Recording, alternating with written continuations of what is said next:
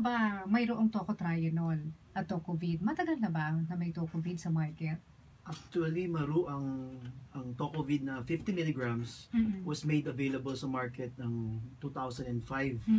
Tapos, after which, 2011, linaunch din yung aming 100 milligrams.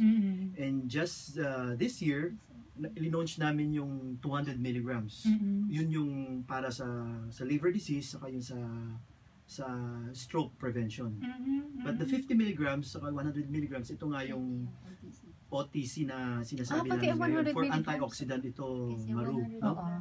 That's for the alopecia. Ano 100 milligrams is for alopecia, yung mga nakakalbo? Yes, so yung mga studies namin kasi yun yung ginamit, Maru. Oo.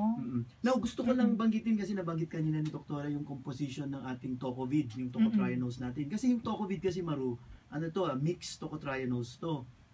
If you compare this dun sa traditional na tinatawag na tocopherol, ang pinagkaiba nito, Maru, is it has, ang Tocovid or tocotrienol, it has 5 ingredients or powerful antioxidants. Ito yung tinatawag nating phytocarotenoids, meron itong plant squalene, phytosterols, tocotrienol, at meron ding tocopherol. So, yung isa naman, yung sa traditional na nagagamit na noon pa is just tocopherol. So, doon pa lang makikita mo na yung advantage ng Tocovid kasi lima yung ano niya antioxidants nito. Compare mo lang doon sa isa na it has only tocopherol. Okay, so because of that, so therefore you expect na mas maganda yung benefits natin with Tocovid or tocotrienols. Oo. Pero ito